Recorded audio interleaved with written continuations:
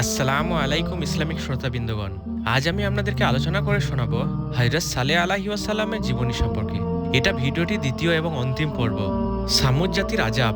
সামুদ জাতির আযাব ছিল তাদের অবিশ্বাসের কারণে আল্লাহর পক্ষ থেকে আসা একটি ভয়াবহ শাস্তি, যেখানে তারা আল্লাহ তাআলার প্রেরিত নবী হযরত সালেহ আলাইহি ওয়াসাল্লামের অলৌকিক নিদর্শন অর্থাৎ একটি উটনী হত্যা করার পর একটি বিকট শব্দ ও ভূমিকম্পের মাধ্যমে ধ্বংস করা হয়েছিল, এবং শুধু হযরত সালেহ আলাইহি ওয়াসাল্লাম ও তার অনুসারীরা রক্ষা পেয়েছিলেন।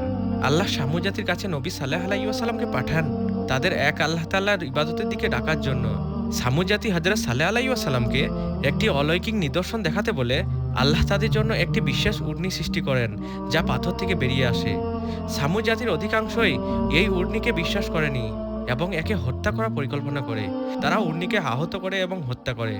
উটনী হত্যার পর আল্লাহ তাদের উপর আযাব পাঠান, একটি বিকট আওয়াজ এবং ভূমিকম্পের মাধ্যমে তাদের ধ্বংস করা হয়েছিল। কেবল হযরত সালেহ আলাইহি ওয়াসাল্লাম ও তার অনুসারীরা বেঁচে যান। এই ঘটনা থেকে মূল শিক্ষা পাওয়া যায়, আল্লাহ তাআলার নির্দেশ অমান্য করা এবং নবীদের বিরোধিতা করার পরিণতি ভয়াবহ হয়। আল্লাহ তার নবীদের মাধ্যমে যে নিদর্শন দেখান তা অস্বীকার করলে কঠিন শাস্তি আছে। সামুদ জাতির অহংকারপূর্ণ উত্তর। হযরত সালেহ আলাইহি ওয়াসাল্লামের উপর আল্লাহ তাআলার বাণী নাজিল হওয়া অসম্ভব এবং তিনি একজন মিথ্যাবাদী ও দাম্ভিক। তারা তাকে জাদুগ্রস্ত ব্যক্তি হিসাবে আখ্যায়িত করেছিল এবং তার নবুয়তের প্রমাণ হিসাবে অলৌকিক কিছু দেখানো দাবি করেছিল। হযরত সালেহ আলাইহি ওয়াসাল্লাম যখন তাদের সতর্ক করেন, তখন তারা বলেছিল, তুমি যদি সত্যবাদী হও তবে যার ভয় তুমি আমাদের দেখাচ্ছ তা নিয়ে এসো। আল্লাহর পক্ষ থেকে নিদর্শন হিসাবে পাঠানো উটনীকে তারা আল্লাহর নিদর্শন অমান্য করে হত্যা করে। তারা তাদের পূর্বপুরুষদের উপাসনা ত্যাগ করতে অস্বীকার করেছিল এবং বলেছিল যে হযরত সালেহ আলাইহি ওয়াসাল্লাম তাদের পৈতৃক ধর্ম থেকে বিচ্যুত করতে চাইছেন। শেষ পর্যন্ত তাদের এই অবাধ্যতা ও হটকারী কারণে এক ভয়াবহ বজ্রপাত এবং ভূমিকম্পের মাধ্যমে সামুদ জাতিকে ধ্বংস করে দেওয়া হয়। আল্লাহর উটনীর হত্যাকারী কাদার বিন সালিফ ছিল সামুদ জাতির মধ্যে সবচেয়ে দুশ্চরিত্র ও প্রভাবশালী ব্যক্তি। তাকে সাহায্য করেছিল আরও ৮ জন সহযোগী।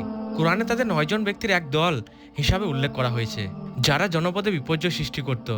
সামুদ জাতির লোকেরা যখন উৎকৃষ্টির কারণে নিজেদের পশু প্রাণীর সমস্যা অনুভব করেছিল এবং হযরত সালেহ আলাইহি ওয়াসাল্লামের দাওয়াতের প্রভাব বেড়ে যাওয়ার ভয় পাচ্ছিল, তখন তারা উটনীটিকে হত্যার ষড়যন্ত্র করে। ঐতিহাসিক বর্ণনা অনুযায়ী উনাইজা ও সাদুক নামে 2 মহিলা এই হত্যাকাণ্ডে কাদার বিন সালিফ ও তার সঙ্গীদের পরিচিত করেছিল।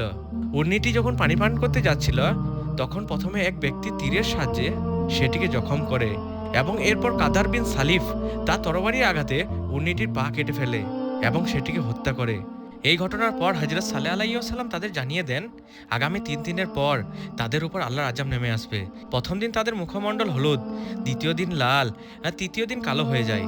চতুর্থ দিন সকালে এক প্রচণ্ড বিকট চিৎকার এবং ভয়াবহ ভূমিকম্প পুরো এলাকাকে কম্পিত করে। এই শক্তিশালী গর্জনে তাদের হৃৎপিণ্ড ফেটে যায়। তারা উপুর হয়ে নিজ নিজ ঘরেই মৃত্যু অবস্থায় পড়ে থাকে। সামুদ জাতির ধ্বংসাবশেষ। বর্তমানে সৌদি আরবের ময়দানে সালেহ বা আল হিজার নামক স্থানে এই জাতির সেই পাহাড় কাটা ঘরবাড়ি ও ধ্বংসাবশেষ পর্যটকের জন্য দর্শনীয় স্থান হিসাবে রয়েছে, যা তাদের পরিণতির সাক্ষ্য বহন করে। সামুদ জাতির আবাসভূমি দিয়ে রাসূলুল্লাহ সাল্লাল্লাহু আলাইহি ওয়াসাল্লামের গমন।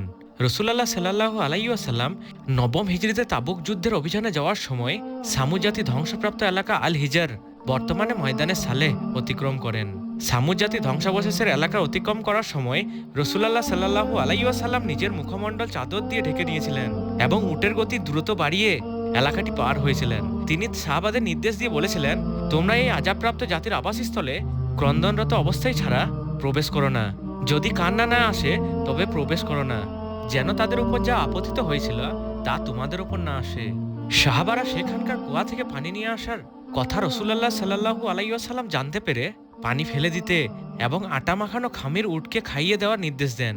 তিনি কেবল সেই কুয়াটি থেকে পানি সংগ্রহের অনুমতি দিয়েছিলেন যেখান থেকে হযরত সালেহ আলাইহি ওয়াসাল্লাম অলৌকিক উটনীটিকে পানি পান করাতেন। রাসূলুল্লাহ সাল্লাল্লাহু আলাইহি ওয়াসাল্লাম এই ধ্বংসাবশেষকে কেবল একটি স্থাপত্য নিদর্শন হিসাবে দেখার বদলে আল্লাহর গজব থেকে শিক্ষা গ্রহণ ও তওবা করার স্থান হিসাবে চিহ্নিত করেছেন। সামুদ জাতি ধ্বংসলীলার কয়েকটি উপদেশমূলক দৃষ্টান্ত। তাদের অহংকার পতনের মূল কারণ ছিল তারা আল্লাহ তাআলার নিয়ামতের অকৃতজ্ঞতা করত, তারা শুকরিয়া আদায় করত না। সামুদ জাতি কেবল 9 জন ব্যক্তি সরাসরি অলৌকিক উটকে হত্যা করেছিল, কিন্তু বাকিরা তাদের অন্যায় কাজকে সমর্থন ও অনুমোদিত করেছিল। ফলে পুরো জাতিকেই আযাবের শিকার হতে হয়। আল্লাহর নিদর্শনকে তুচ্ছ জ্ঞান করা। তাদের দাবির প্রেক্ষিতে আল্লাহ পাহাড় থেকে অলৌকিক উটনীকে বের করে দিয়েছিলেন, কিন্তু তারা আল্লাহ তাআলার বিশেষ নিদর্শনকে অবজ্ঞা করে হত্যা করে। তওবার সুযোগ আযাব আসার আগে নবী সাল্লাল্লাহু আলাইহি ওয়াসাল্লাম বারবার তাদের সতর্ক করে দিয়েছিলেন এবং তওবার আহ্বান জানিয়েছিলেন, কিন্তু তারা উপহাস করে সময় পার করে দিয়েছিলেন। এটি শিক্ষা দেয় যে মৃত্যুর আগে বা আযাব আসার আগে তওবা করে সঠিক পথে ফিরে আসা উচিত। হযরত সালেহ আলাইহিস সালাম এবং তার অল্প কয়েকজন অনুসারী পুরো জাতির বিরুদ্ধে সত্যের ওপর অটল ছিলেন। শেষ পর্যন্ত আল্লাহ তাআলা কেবল তাদেরই রক্ষা করেছিলেন। এটি প্রমাণ করে যে সংখ্যায় কম হলেও সত্য ও ন্যায়ের পথই চূড়ান্তভাবে বিজয়ী হয়। ঐতিহাসিক নিদর্শন থেকে শিক্ষা। রাসূল সাল্লাল্লাহু আলাইহি ওয়াসাল্লাম সামুদ জাতি এলাকায় প্রবেশের সময় সাহাবীদের কাঁদতে বলেছিলেন এবং দ্রুত এলাকাটি পার হতে বলেছিলেন। এটি এই শিক্ষা দেয় যে ধ্বংসপ্রাপ্ত জাতিগুলোর ইতিহাস কেবল বিনোদনের জন্য নয়, বরং তা থেকে শিক্ষা গ্রহণ ও আল্লাহর ভয় অন্তরে আনার জন্য। এই ছিল হযরত সালেহ আলাইহিস সালামের জীবনের শেষ পর্ব। ভালো লাগলে ভিডিওটি like, comment, share and subscribe করুন। দোয়া করতে ভুলবেন না।